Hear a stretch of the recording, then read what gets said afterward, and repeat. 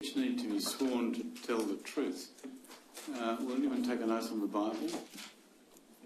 1, 2, 3. Yes. 4. Affirmation. Affirmation.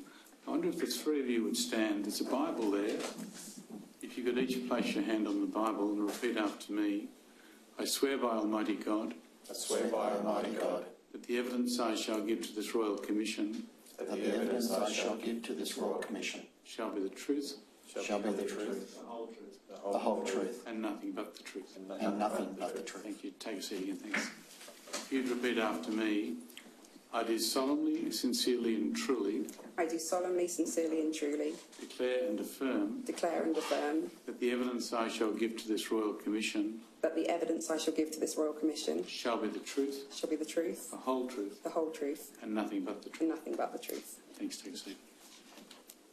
Thank you. Perhaps if I can start at this end, would you tell the Royal Commission your full name? Christopher Mark Bates. And your position with Scouts, Mr Bates? I'm the Chief Commissioner of Scouts Australia. Is that a voluntary or paid position? It's voluntary. How long have you held that position? Since February 2015. Were you involved with Scouts before that? Yes, I was. In what capacities? I was the Chief Commissioner of Scouts South Australia, and I was in a number of various roles prior to that as well. Within Scouts? Well, yes, within Scouts. Were any of them paid roles? No. All voluntary? Correct. You've never been paid by Scouts for work? No. What paid work have you done most recently? I worked for the Commonwealth Government in Centrelink for 36 years, and I've now retired. In Centrelink? What work did you do with Centrelink? I did clerical work there, my last role being a Financial Information Officer. And have you been with Scouts since you were a boy? Not all the way through. I did have a break, came back when I had my own children. So you started as a cub? Joey, a cub? No, I don't remember if they were there. No, as a cub. And how did you move through Scouts after being a cub? I only did cubs and Scouts as a youth member. And then you came back as an adult? Yes. With your own children? Yes. And you were an adult member of Scouts? Yes. And your children were members of Scouts? Yes. And you've remained a member thereafter? No, I had a break. You know, children left, and why am I here? And came back again. Why were you there? Because I was enjoying it. Why did you leave? It was time for have a rest from doing the organisation. Why did you decide to come back? Because there's an opportunity to be part of an organisation that makes a difference with the youth in our community. Couldn't resist it. What other benefits have you had as an adult volunteering at various levels with Scouts? I think it's part of the learn by doing. Who could tie a knot? I couldn't tie a knot, couldn't even load a trailer. And yet by being part of the skills training that we offer the youth, I got that out as well. Being part of your local community gives you a lot of self-satisfaction. Seeing your youth around you participate gives you satisfaction, and seeing them become adults is a great honour. During your more recent years, have you worked in any other volunteer capacity with any organisation that concerns children or young people? No. Any other volunteer work? No. Now, you provided a statement, Mr Bates. It's tab 6 of the statements bundle. You've got a copy of that with you?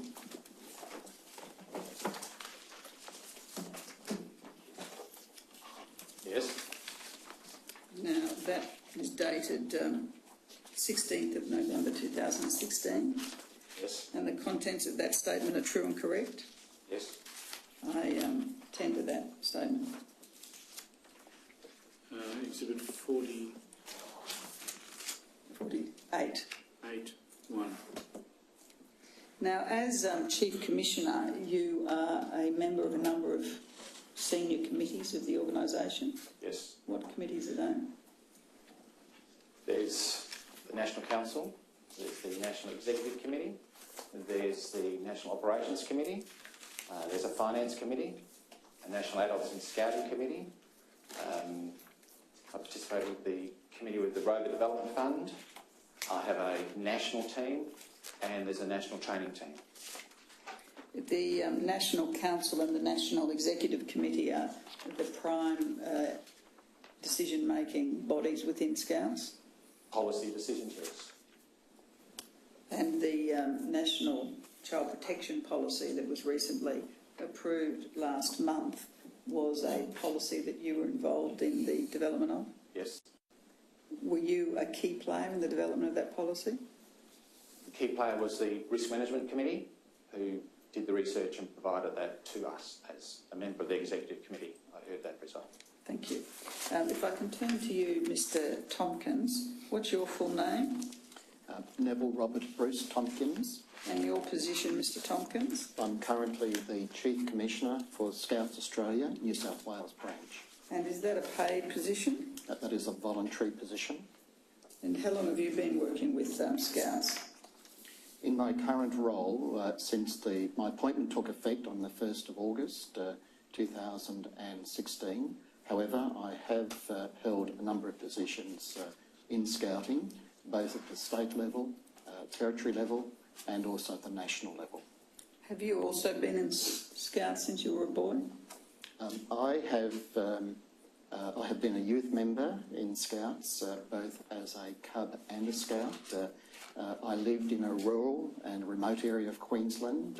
Unfortunately, I wasn't able to participate in the older group of Scouting, which is both Venturers and also Rovers. Have you ever had a paid position with Scouts? I have not had a paid position. What paid work have you done most recently? I've been a career public servant at the federal level, and I retired from that in August of 2015. What position did you hold at your retirement? On my retirement, I was the first Assistant Secretary of Defence People Solutions in the Department of Defence. What is it about Scouts that have kept you involved in it for so long, Mr Tompkins? I'm very, very proud to be associated with a world movement of Scouting. I'm incredibly proud to see the wonderful work that our volunteers do for the young people of our society. And as part of that, I hope that as an adult leader, I can not only bring my experience in other organisations, but also my passion for Scouting. What position did you hold in August, September 2013?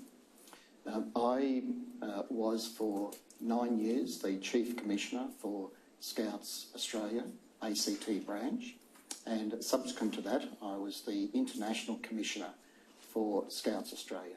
So what position did you hold in August, September 2013? That was the International Commissioner for Scouts Australia. How did it affect your pride in the Scouts to hear of the case study that the Royal Commission held in that period? I was devastated to hear not only of the events of Stephen Larkins, but also ashamed to be associated with an organisation that I felt had as a priority the protection of young people. However, I also acknowledge that there's an enormous amount of goodwill, enormous amount of great work that is done right through Scouting at the local level, at the branch level, at the national level, and also internationally. Is it the case that you believe that the circumstances that surrounded Larkins being a member of Scouts and able to offend in the way he did was aberrant? Absolutely. Absolutely. Do you see that there was anything in the way in which the Scouting section that was relevant to Newcastle and the Stockton area, in the way that it operated, that enabled, facilitated or had a positive effect on permitting that conduct to occur? On reflection, I believe that our policies and our procedures were not appropriate to assure a child-safe environment. I am very pleased as the new Chief Commissioner for Scouts New South Wales that we have not only addressed those issues that allowed an individual to perpetrate hideous sins, in my view, the organisation has now not only addressed those weaknesses but has also put in place a new child protection environment. How was it that Scouts were in a position starting in 1997 where they didn't have appropriate policies in relation to child protection?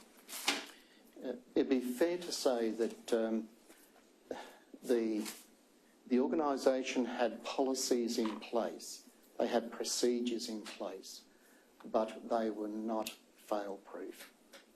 I believe we have now come a long way from those experiences. When you say they're not fail-proof, are you suggesting that they were in the main robust, but there were a loophole or two that enabled Larkins to slip in and do what he did? That is correct.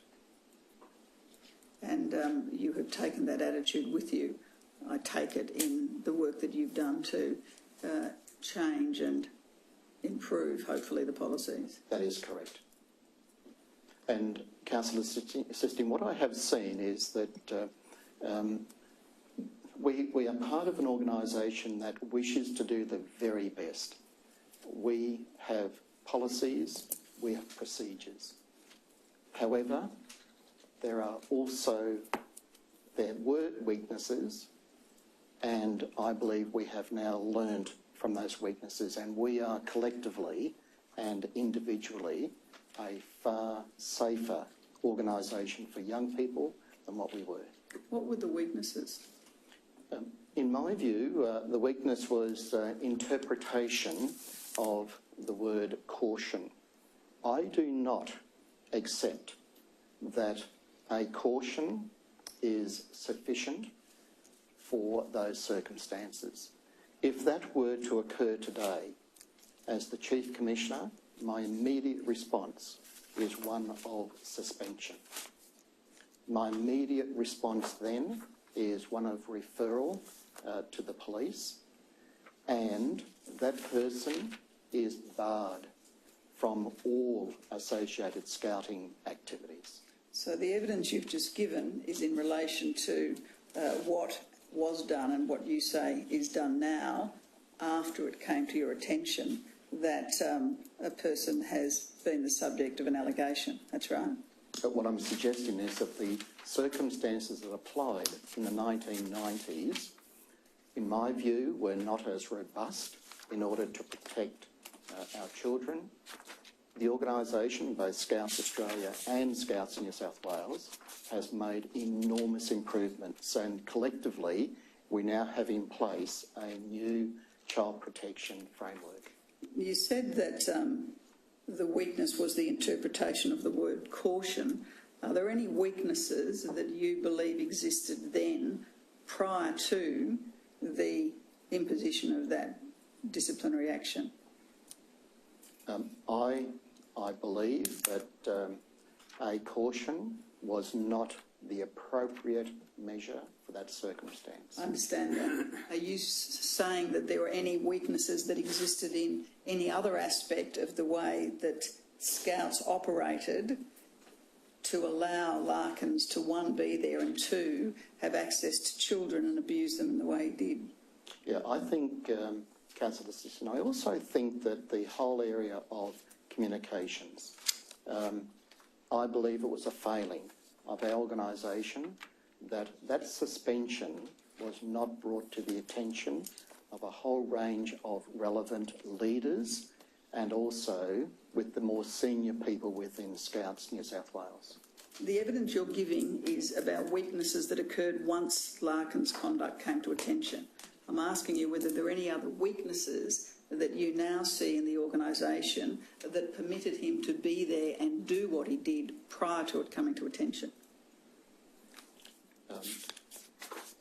Apart from the interpretation of caution, apart from communications, to me the broader issue is one of culture. The issue is also one of awareness at the scouting program delivery level. Now, Mr Tompkins, you've given the Royal Commission a statement. Correct. It's behind tab 3 of the statements bundle. You have that with you? Would that be the 17th of November 2016 That's correct. document? Thank you. The contents of that are true and correct. I agree. I tender that statement. Exhibit 48.2. Thank you. Mr Smith, would you tell the Royal Commission your full name? My name is Andrew John Marcus Smith. I can't hear you very well. Perhaps if you could move a bit forward, Mr Smith, or... My name is Andrew John Marcus Smith. Thank you. And your position with Scouts? I'm the General Manager of Scouts New South Wales. That's a full-time paid role. Yes, it is. And how long have you held that position? Since the 9th of May this year. I'm sorry? The 9th of May 2016. And before that date, were you working for Scouts in any capacity? No, I wasn't. My full-time employment was a career naval officer for 36 years, which concluded in February of this year. Did you retire from the Navy? I transferred to the active reserve, but retired from full-time service. Had you been a volunteer with Scouts before May of this year? No, I hadn't. Any involvement with Scouts? No, I had no involvement with Scouts prior to the 9th of May. What attracted you to apply for the position? By reputation, I understood Scouts to be an outdoors orientated organisation with a strong focus on youth development, and those features attracted me to the role. When you applied, were you aware that Scouts New South Wales had been the subject of a case study before the Royal Commission? Yes, I was. Had you followed that case study? I had read case study 1, albeit briefly. You read it before you applied for the job? Yes, I did. You knew of the case study report before you applied for the job? Yes, I did. How did that is having read that, affect what you thought the job would entail? Certainly it was clear to me that child safety would be the #1 priority for me and the organisation. I wasn't aware of any other historical matters other than the Larkins case at the time. When you began, did you ask whether there had been done any activity that could be described as a root cause analysis of why Larkins had been able to do what he did? If my memory is correct, the Royal Commission served a notice to produce, I think, several days before I took up the role, which required substantial submission, which was subsequently provided in June. Was there a root cause analysis that had been done after the case study? Not a formal one, no. Was there an informal one? There was a series of actions that were taken, and they were outlined in the June submission. In addition to taking actions from what you did to satisfy the notice, did you form a view that there had been a close and intensive look at the reasons for Larkins offending within the Scouts movement? Not a formal one, but there was clear evidence that the association had put its mind to a range of lessons from case study 1. What would be in a formal root cause analysis that wasn't in existence in the one you've described? I would imagine a formal root cause analysis would look at each of the findings in the case study and understand what the key factors that led to those findings, do a comparison of the arrangements in place within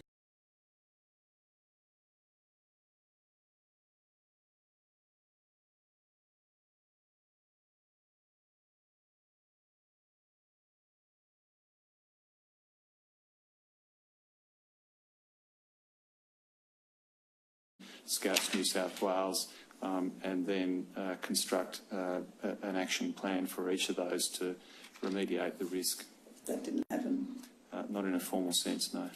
And from your time in the Navy, I expect that those sorts of activities would be well known to you. Yes, they would. What were you told as your primary job when you got the position? Primarily, it's to support the Chief Commissioner and the volunteer leadership through the provision of managing and leading the paid staff. And there are a range of functional areas that I'm responsible for, including the normal general management. Job when you got the position? Primarily, it's to support the Chief Commissioner and the volunteer leadership through the provision of managing and leading the paid staff. And there are a range of functional areas that I'm responsible for, including the normal general management responsibilities. Is there a child protection unit within Scouts New South Wales? There is several key appointments.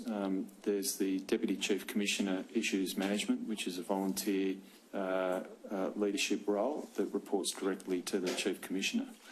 Within the paid staff, there's what you referred to in your opening remarks as the Human Resource and Issues Management Advisor. That position's been retitled now under my direction to Child Protection Officer, and Ms Heaney filled that role when she took up employment in October of this year. There is a virtual team called the Child Protection Team. The Child Protection Team comprises the Deputy Chief Commissioner Issues Management, myself and the Child Protection Officer. We provide the single point of contact for management of any allegations or concerns in relation to child protection.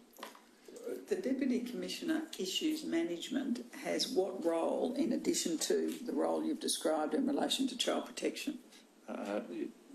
Essentially, it could be described as manages the implementation of responses to behavioural issues, which could include formal review and investigation, and where necessary, recommendation to the Chief Commissioner to either suspend or terminate membership. Is it part of your role to be involved in the complaint handling process as part of redress? Yes, it is. So are you the decision maker in respect of that? It depends on the construct of the process. I have a leading role in determinations. Yes, where they're appropriate. Yes. Having come from a very structured background, being in a position with many volunteers, including and probably in particular those in senior positions, what challenges have they provided for you?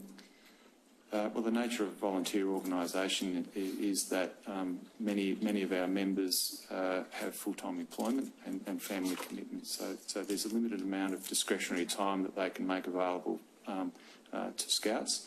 And so the communication can be more protracted than with a workforce of fully paid employees. Are you involved in setting policy? I contribute to the development of policy. I have a significant role in that. Ultimately, policy is normally approved by either the Chief Commissioner or the Board, depending on the level of it. Do you sit on the National Executive Committee? I'm an observer to the National Executive Committee, but I'm not a member. So in relation to the development of the national policy, what role did you have? Given I only commenced in May, somewhat limited, but I was invited to observe the most recent meeting of the National Risk Committee, which considered and made the recommendation to the National Executive Committee to adopt the new national policy. Were you involved in risk work at the Navy? Yes, I was. What was your role? Depending on the role, in one role it was supervising the work health and safety team in the fleet headquarters in Sydney. In the fleet headquarters at Garden Island? That's correct, yes. Was it a key component of the work you did in latter days in the Navy? Not so much in the past 3 years, but prior to that, yes. Thank you. Now, Ms Heaney, would you tell the Royal Commission your full name? Yes, Elaine Catherine Heaney, And your position? Child Protection and Issues Management Officer. Child Protection and Issues Management Officer. Yes, And that's a paid position. it is, yes. How long have you held that position? Since October this year. What did you do before that? I worked for the Law Society of New South Wales as a senior policy advisor to the Criminal Law and Juvenile Justice Committees. Mate, can I just ask you to slow down just a touch? Of course, sorry. How long were you with the Law Society? 1 year. It was a maternity leave cover contract. Before that? Prior to that, I worked at KPMG in risk management. And prior to that, I was a solicitor in the UK for 10 years working in criminal law. Have you had any exposure to child protection? Not specifically, no. What interested you in the position?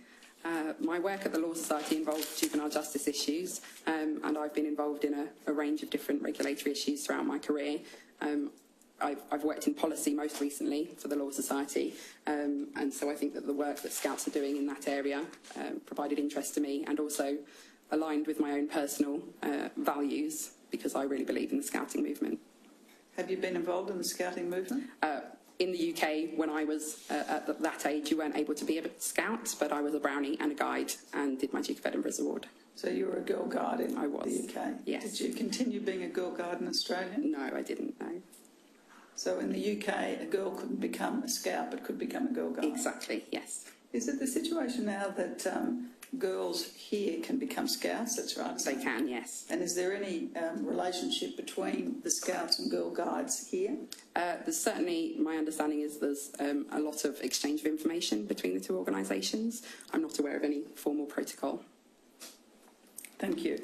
And when you began work, what were you told was to be your key area of responsibility? So along with the Deputy Chief Commissioner Issues Management, I deal with the range of behavioural issues across New South Wales and also implementation of the Child Protection Framework. What behavioural issues do you deal with other than child sexual abuse? They can be quite wide-ranging. We deal with the most serious at the head office where I work. It can be anything from drinking on site, for example, or violence between members, anything that deviates away from the Scouts Code of Conduct, the promise, the law, any of our overarching policies and procedures.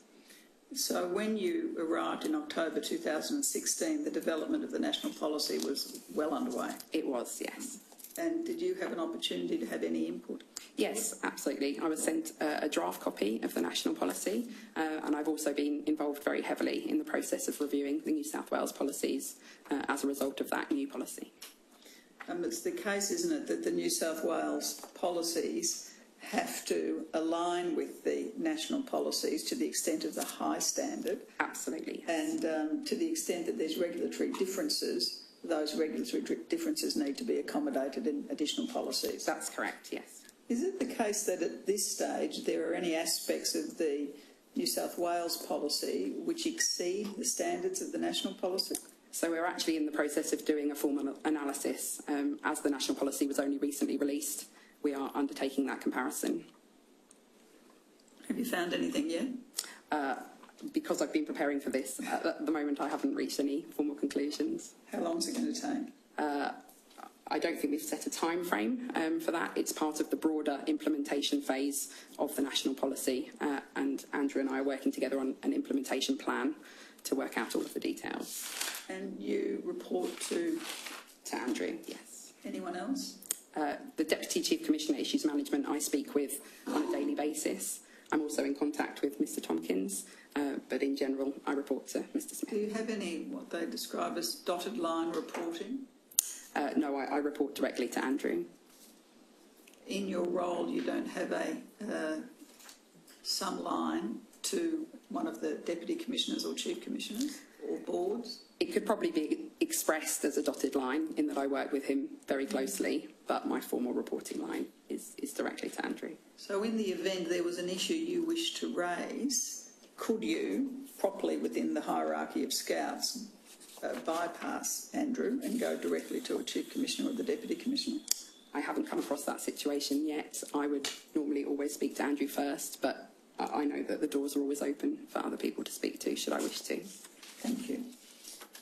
Now, can I turn to the current engagement of Scouts with children?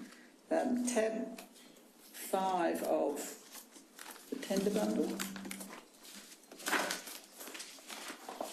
which is the probably most better described as the statements bundle. But before I do that, Your Honour, again I've omitted to tender the 3 volumes of the tender bundle. I'll make those together, Exhibit 48.3. Thank you. Have you got that with you in the witness box, the statement bundle? Can I confirm, Councillor Sisting, that you're referring to the statement from Scouts New South Wales dated the 22nd of November? That's right. Thank you. Now, in this reply, you told the Royal Commission the engagement that the organisation has with young people, that is under 18, and children. Perhaps if you can tell me who's best to answer this question, if you can describe what engagement that Scouts New South Wales has with children now. Thank you. Councillor Sisting, as you mentioned in your opening remarks, we deliver a Scout program in New South Wales to some 14,000 children under the age of 18. And as part of that, we have 5 different sections, and you outlined those in your opening remarks. Scouts New South Wales, as the branch of Scouts Australia, administers Scouting in New South Wales. The delivery of the Scout program is done at the local Scout group. So in that context, it's the local community, and we would have some 450 Scout groups around New South Wales. Our program is primarily based on the outdoors. Our endeavour is to deliver a program that develops leadership, that develops teamwork, that encourages young people to become more resilient and confident young people, and in so doing become better citizens of our community. How do you fund those activities? Primarily, it is through membership fees. So the young person, their parents pay a membership fee to Scouts New South Wales. There is also, in addition to that, a local group fee, and as part of the group fee, there's also a contribution to Scouts Australia. Is there any of your services that you provide for a fee to anyone else? Yes, we do, but that would be by exception, and that would be a situation where we are skilled and trained and competent in delivering an adventurous type activity to a third party. But that is very much the exception within Scouting. Have you done that recently? Not to my knowledge. When was the last time that you provided such a service to a third party? I'm not able to give an actual date, but it varies from branch to branch, but I do emphasise that it's the exception rather than the norm. I understand it's the exception. I'm trying to understand the frequency with which you do such a activity. It would be quite rare. In your time as a senior member of Scouts, has it occurred? Not in the ACT, but I'm aware that some branches do contract out their services in order to deliver adventurous type activities. Did you want to add to that? We do run several activity centres, which are permanent locations, and we offer those facilities to school groups and other community groups.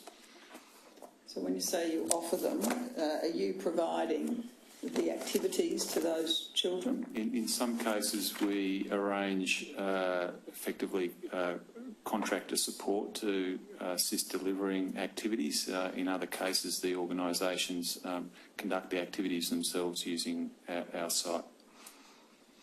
To the extent that you conduct the activities with those children, what do you have in place to determine that the conduct of those activities with children who are not otherwise under your control, if I can put it that way, are safe?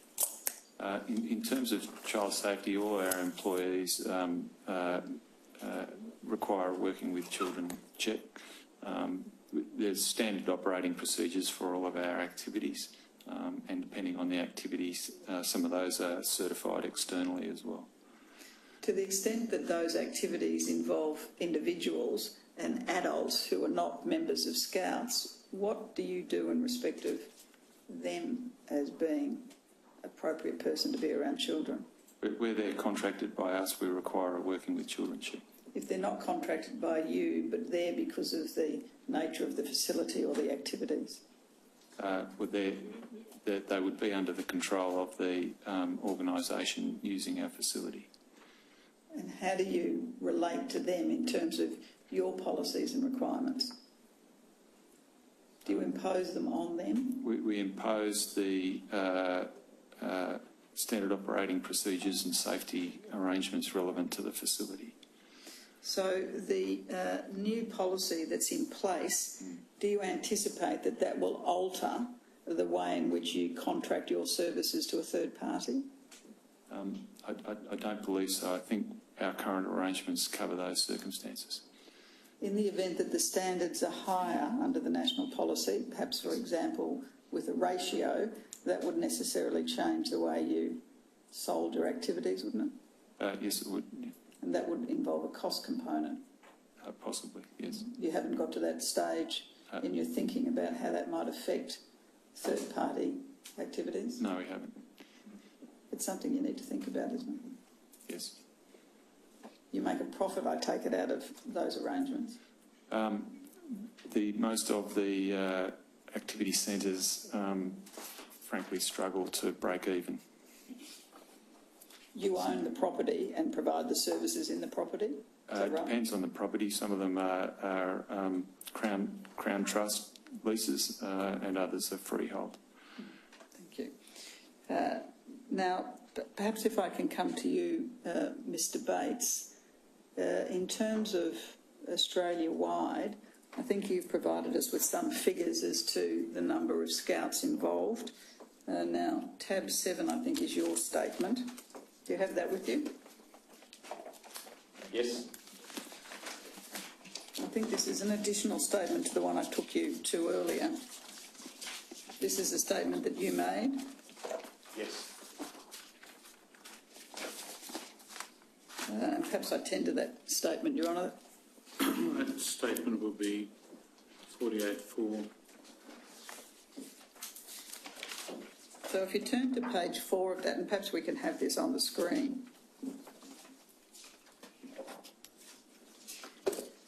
You set out there the numbers based on the national census of 2015 to 16.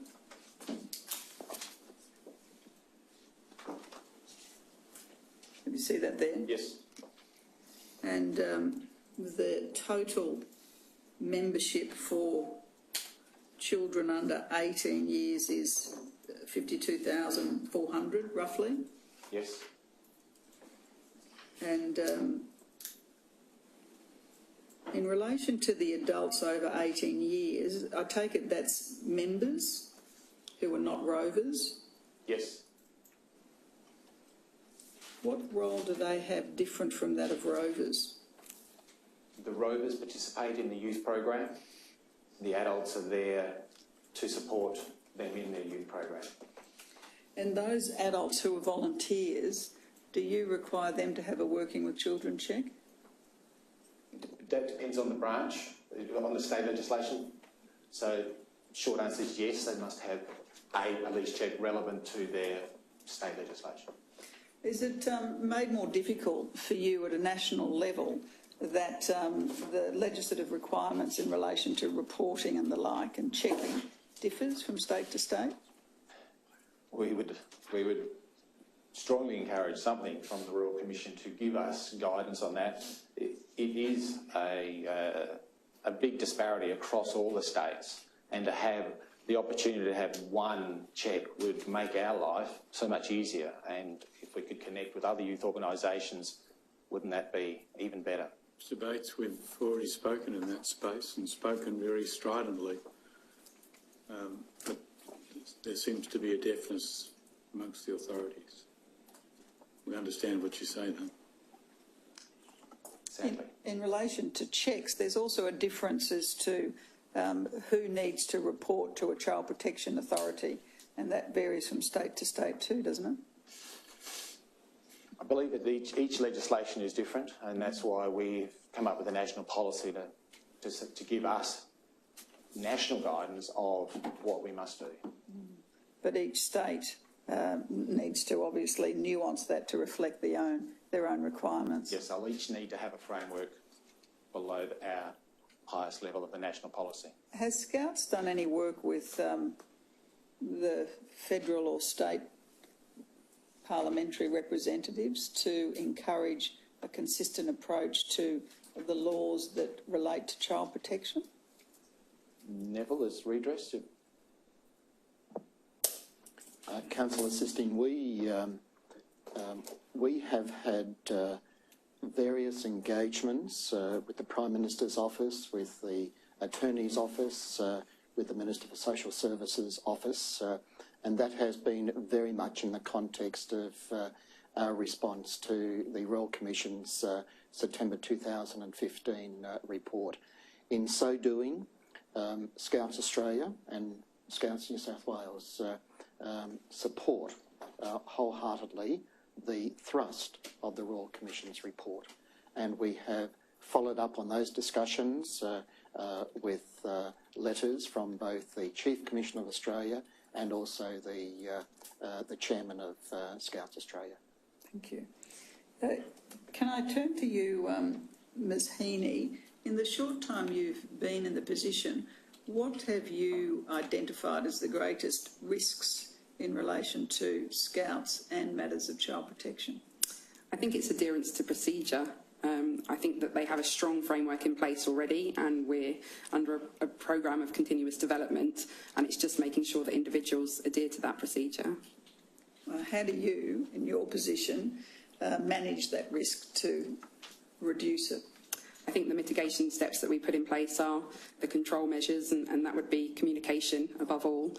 So one of my jobs is to make sure that I'm very familiar with all of the region commissioners and that I speak to all of them and disseminate information throughout the organisation. What about on the level of the outdoor activities that Scouts offers and the risks that are necessarily inherent in that for the children? I think slips, trips and falls from a WHS perspective are always going to be a part of Scouting activities, and we have a strong WHS framework and reporting obligations in that regard. What about child protection? Absolutely, we are working towards the same level of framework and to make sure that those risk mitigation steps are in place at every level of the organisation. Tell us what risks you see with overnight outdoor activities that Scouts offer to boys and girls. I think, again, if someone deviates from the Too Deep leadership policy, that would be a strong risk. If people don't have an understanding of those policies and procedures, I always used to talk about my life in a lawyer as having policies on a shelf being useless if they're not being used on the ground. We have very strong controls in terms of Too Deep leadership, adequate levels of supervision, and if someone is not adequately supervising the children, then obviously there's a risk inherent in that. But what we're doing is working with all of the group leaders throughout the organisation to make sure that they understand those policies and procedures and that they're inherent in the culture of everything that we do. Is it the case that the Too Deep policy you've described is the key policy in respect of children doing outdoor and overnight activities? Very much so. Perhaps you can just describe that for us, or perhaps Mr Walker might wish to. I'm happy to answer that. I beg your pardon, Mr. Smith. The Too Deep leadership policy has a number of elements, but at its core it basically says there should be two adults, of which one is a leader who meets all the qualifications as a leader. There are various other supporting rules and guidelines around access to ablutions, access to sleeping quarters and the like that support that policy. So the two deep leadership, it means that there should be two adults within sight at all times, and they should effectively stay together. There's some nuances at the edge where individual counselling might be required, and there's plenty of guidance in our policies and procedures that talk about, if there's a one-on-one discussion that needs to happen, it happens within sight and so on. Has that increased the cost of the activities that you undertake, for which parents contribute? No, I don't believe so. The leaders are most often parents themselves, and they're volunteers, so the two deep leadership itself doesn't come at an additional cost. Are the parents required to have a working with children check? If they participate beyond delivering their child to or from an activity, and they do so on a regular basis, then yes, they do. The two deep leadership policy was in place beforehand, wasn't it? It's not new as part of the national policy. No, that policy has been in place for some time. I don't know when exactly it came into force. How was that policy bolstered during the development of and finally the implementation of the national policy? Thank you. The national policy is a very comprehensive document. It is also an integrated document. I think one of the strengths, one of the many strengths of the new policy is the focus on reporting. We now have a clear direction to develop a culture of reporting. And within New South Wales, our clear intent is to try and live by a new edict. And that edict is that the best way to protect children is to empower them to protect themselves. We want every child within the new child protection framework to not only feel safe, but to feel that they have a right to report. And I think if we can get that element of the new child protection policy cascading down to every branch, into every group of Scouts Australia, we would have made a very significant step forward. Mr Smith, what do you see as the greatest risks in relation to child protection facing Scouts? Certainly the culture and communication, as I previously indicated, being a volunteer organisation, the amount of discretionary time our volunteers have is limited, and that will vary from individual to individual. So a challenge for us is to make our child safe framework comprehensive and robust, but as concise and easy to implement as possible for volunteer leaders, to leave no opportunity for the complexity of the framework to actually hinder child safety. So culture and communications in that context, I think, are key. Are you there yet in terms of making the policies and other documents available to parents and volunteers in a way that they'll be able to take up and understand? There has been for some time a parent's guide that's attached to every application for a youth member. We've implemented quite a number of actions to reinforce that, including every electronic bulletin. We call it the Leader e-bulletin that's produced from the State Office, addresses some aspect of child safety. Certainly in the time since my appointment and that of the Chief Commissioner, at every meeting and every committee, whether it be formal or informal, child safety is a key message. So we're reinforcing that constantly. Key message and an agenda item? Yes, certainly.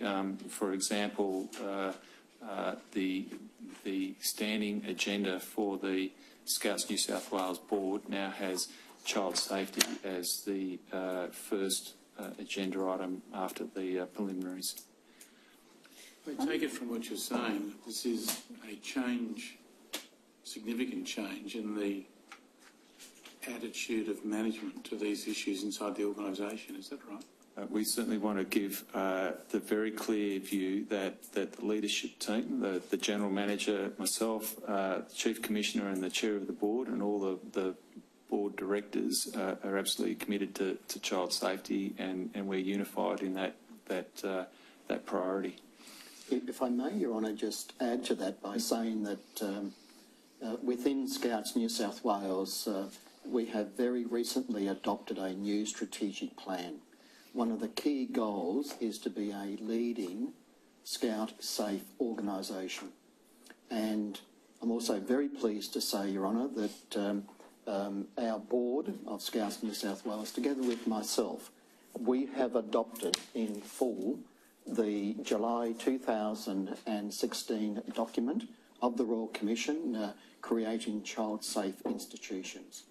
And as further evidence of the progress that Scouts New South Wales and Scouts Australia has made, at its meeting on the 19th and 20th of November, the National Executive similarly adopted that key document. I think that is evidence that both Scouts New South Wales and Scouts Australia is fully embracing what we regard as being best practice. Well, I was going to ask the question then, if this is a change in New South Wales, I appreciate what you said at the national level, but is it a change in all the other states? At the actual resolution of the NEC, Your Honour, was every branch of Scouts and the National Executive Committee adopted the 2016 Royal Commission creating child safe institutions framework.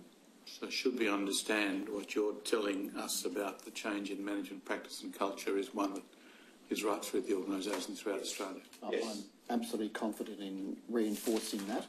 And, Your Honour, I've had the opportunity to sit at that table for 15 years, and I have seen in the past couple of years a very strong enthusiasm to embrace vigorously the concepts that the Royal Commission has articulated. So could I just ask this question? Given that you've indicated that you're adopting best practice, in the response to the Commission's questions by New South Wales, you've identified on page 35 of the report under tab 1 that there's been 39 allegations of child sexual abuse since the 16th of September 2013, and they are both contemporary and historic in nature. So one way of trying to understand whether the policies are as effective as you hope they are would be to look at those allegations and say, if the current practices that you've just adopted were put in place, would they have made a difference to those allegations relating to the child sexual abuse that you've referred to? Now, without going through those matters, has the organisation applied either nationally or at a state level an examination of previous allegations of child sexual abuse and actually looked at whether or not current policies would have in fact made a difference in those cases? And the Scouts, as you know, have had a long history of allegations in relation to child sexual abuse well before the Larkins matter became public, and that's been discussed with Scouts on a number of matters, including forums. So I just want to understand is whether or not, having adopted the policy, there is now an examination of what the likely effect of that would have been in relation to real examples. I haven't done that formally, but since my appointment, I've reviewed the active case files on several occasions and put my mind to that question. We've also, in the final stages of selecting an external organisation to do an independent audit of not only our current policy and procedure in comparison to the Child Safe Institutions Framework and the National Scouts policy, but also our practice in recent times. That'll involve a sample of cases, of allegations, and that will be part of that program. So just referring to a point that Ms Furness raised earlier, she asked whether or not there had been a root cause analysis done in relation to the Larkins matter. Yes. Has there been a root cause analysis done in relation to the dozens of other allegations, some of which are now claims put with the Scouts, to actually understand what the systemic issues were? Not a formal root cause analysis. Has any state or territory undertaken a root cause analysis of the allegations against their organisations? Not that I'm aware, sir. So how is the Scouts Australia and or New South Wales confident that these policies and procedures, which I accept you're taking from the Royal Commission, would be applicable if it actually hasn't examined its own history and the root causes of those problems in its organisational background?